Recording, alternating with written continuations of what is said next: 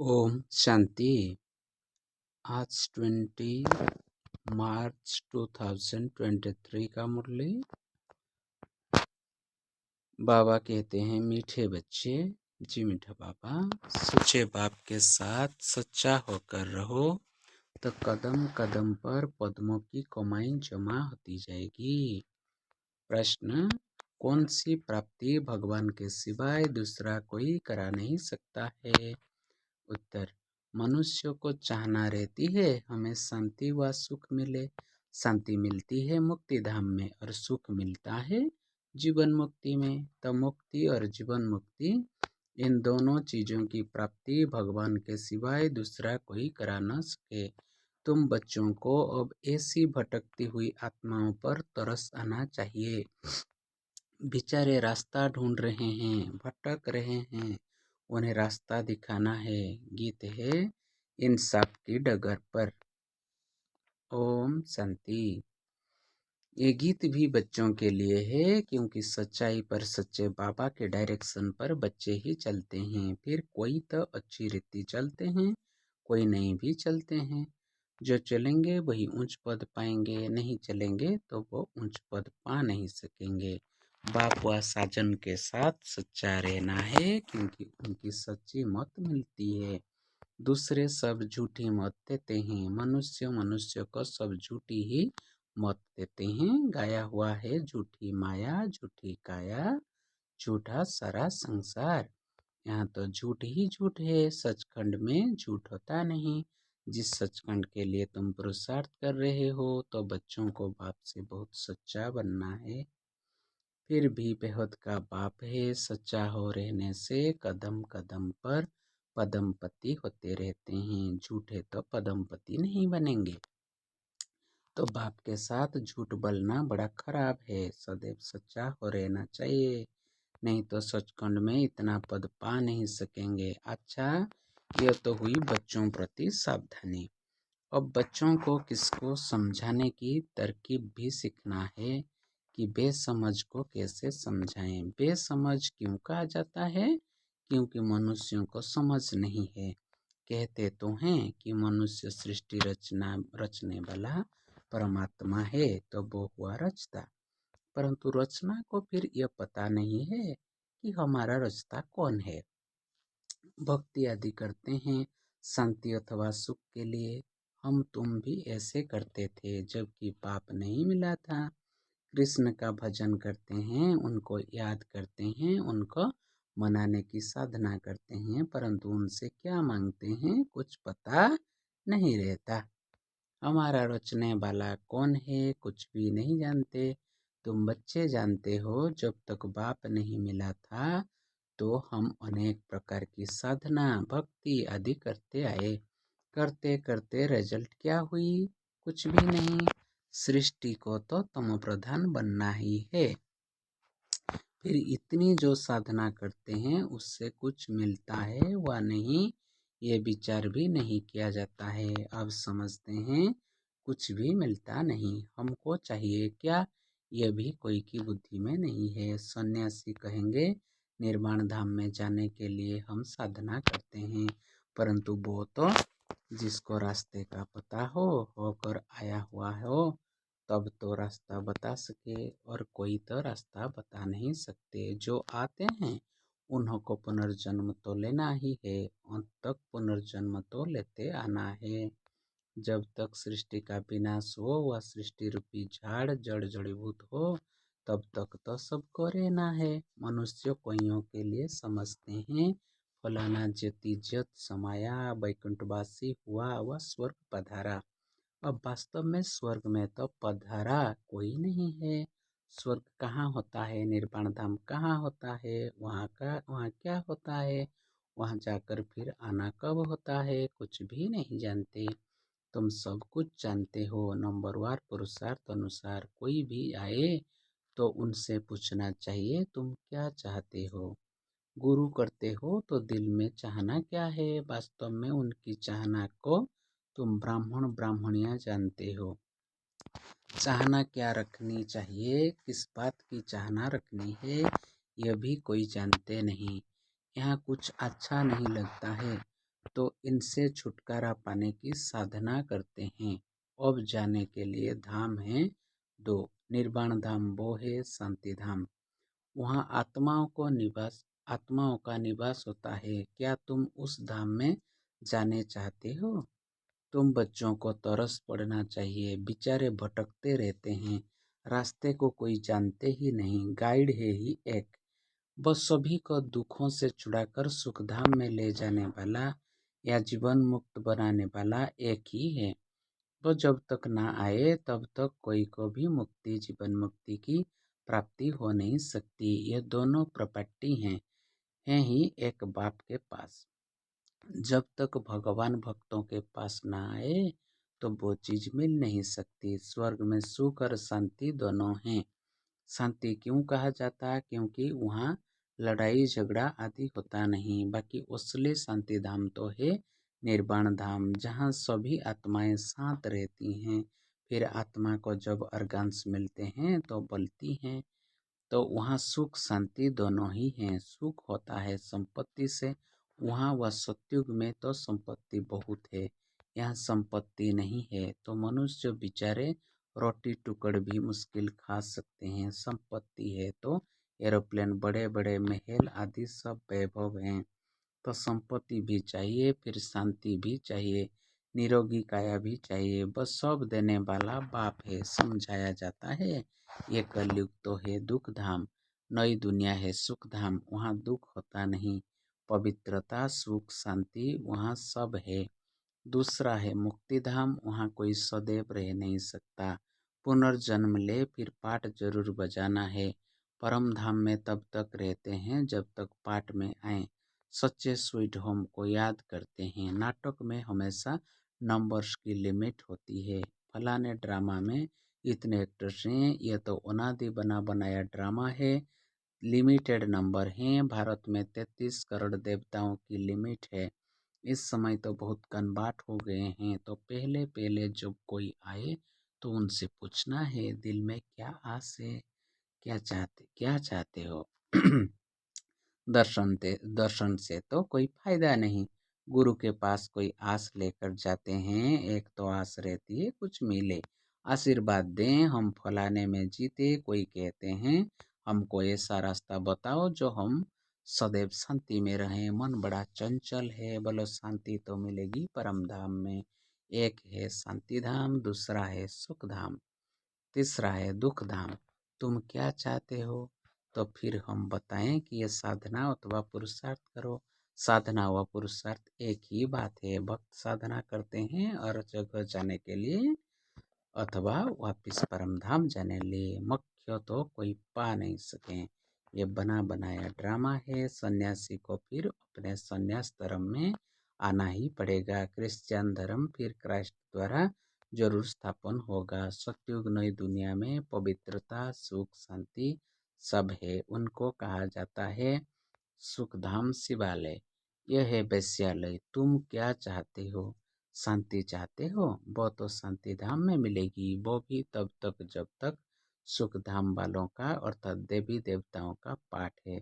फिर तो नंबरवार सबको पाठ में आना पड़ेगा। तुम भी पुरुषार्थ करेंगे तो वैकुंठ में जाएंगे। भारत वैकुंठ था, यह भीति देनी चाहिए। वर्षा बाप से ही मिलता है, वही आकर बच्चों को अपनी पहचान देते हैं। बाप ही नहीं तो बच्चों को पहचान कैसे होगी? ऐसे तो है नहीं जो समझें कि हम भगवान के बच्चे हैं। अगर ऐसा कहे तो हम पूछेंगे बताओ भगवान क्या रचते हैं? वो तो स्वर्ग रचते हैं, फिर तुम नर्क में क्यों धक्का खाते हो? फिर 84 जन्म बताने पड़े। भगवान ने तुमको स्वर्ग में भेजा, फिर 84 जन्म लेते अब नर्क में आकर पड़े हो। अब 84 जन्म पूरे हुए, तुम ये नहीं जानते हो, हम बताते हैं। तुम पहले स्वर्ग में थे, फिर 84 जन्म भोगे हैं। अब फिर बाप और स्वर्ग को याद करो। कमल फूल समान पवित्र रहना होगा। सन्यासियों को भी समझाना है तुम्हारा हठयोग है, यह राज्य गृहस्थ व्यवहार में रहते कमल फूल समान रहना है। ये प्रवृत्ति मार्ग है, तुम्हारा पंथ ही अलग है। निवृत्ति मार्ग का ये प्रवृत्ति मार्ग है, जीवन मुक्ति पाने का हमको भी बाबा ने बताया है। अब तुम बाप को याद करो तो अंतमति सौगति हो जाएगी। विकर्मों का बोझा विनाश तब होगा जब बाप को याद करेंगे। ये दो स्थान हैं जहाँ सुख शांति मिल सकता है। तुमको क्या चाहिए? क्या स्वर्ग में जाने चाहते हो? गाया जाता है तो मात पिता हम बालक तेरे। अगर तुमको सुख घनेरे चाहिए तो गृहस्थ व्यवहार में रहते राजयोग सीखो। पावन भी रहना है, फिर दोनों में से जो रहे बंधायो मानी नहीं है। स्वर्ग का मालिक बनने वाला नहीं होगा तो लटकना तड़े ही है। पाप और बच्चे को याद करना है और पवित्र रहना है। एक सन्यासी ने लिखा है, मैं साधु हूँ परंतु रास्ते का पूरा पता नहीं पड़ता है। सुना है आपके द्वारा रास्ता मिलता है, अब क्या करूँ? हम आपका बन जाएंगे तो फलर्ष सहित आ जाएंगे, परंतु ऐसे कोई बन नहीं सकते हैं। वो समझते हैं फॉलोअर्स को हम जो कहेंगे वो मानेंगे, परंतु ऐसे तो करेंगे नहीं। बीके का नाम सुनकर कहेंगे इनको जादू लगा है। हाँ, कोई निकल भी आए, बाकी हम कोई सन्यासी के आश्रम के हाथ करने वाले नहीं हैं। समझो कोई समझ लेते हैं ये मार्ग अच्छा है तो क्या हम उनका आश्रम संभालेंगे क्या? हाँ, बच्चियां जाकर भाषण करेंगी, अगर पसंद आएगा तो रहेंगी, बाकी आश्रम को हम क्या करेंगे? लिखा है हम आकर कुछ शिक्षा पा सकते हैं तो उनको लिखना पड़े। तुम साधना करते हो, कहाँ जाने ले, किस एम ऑब्जेक्ट से, किससे मिलने चाहते हो, कहाँ जाने चाहते हो? तो तुम हो हठ योगी सन्यासी। हमारा यह है राजयोग, ये सिखलाने वाला है परमपिता परमात्मा। ये कलयुग है दुख धाम, सतयुग है सुख धाम। कलयुग में देखो अनेक अनेक धर्म हैं, कितने लड़ाई झगड़े हैं। सतयुग में तो है एक धर्म, वो है सतो प्रधान दुनिया, जो था राजा रानी तो था प्रजा सतो प्रधान। यहाँ है जो था राजा रानी तो था प्रजा तम प्रधान। ये कांटों का जंगल है, वो फूलों का बगीचा है, तो मार्ग हैं ही दो, हठ योग और राजयोग। ये राजयोग है स्वर्ग के लिए, राजाओं का राजा स्वर्ग में बनेंगे। स्वर्ग स्थापन करने वाला है परमपिता परमात्मा, वही राजयोग सिखलाते हैं। सन्यासी कहें हम सन्यास में ही रहें तो ज्ञान उठा न सकें, गृहस्थ व्यवहार में रहना पड़े। यह एक लो है, जिसको छोड़ भागे हो उनका फिर कल्याण करना है। पहले तुम अच्छी रीति समझो, फिर चैरिटी बिगिंस एट होम। तुमने स्त्री को छोड़ा है, अगर बाल ब्रह्मचारी होगा तो माता पिता को छोड़ा होगा, उनको भी समझाना है। कायदे कानून तो पहले समझाने हैं। पुरानी दुनिया को नया बनाना ये तो बाप का ही काम है। बाप को परम धाम से आना पड़ता है, वो है पतितों को पावन, नरक को स्वर्ग बनाने वाला।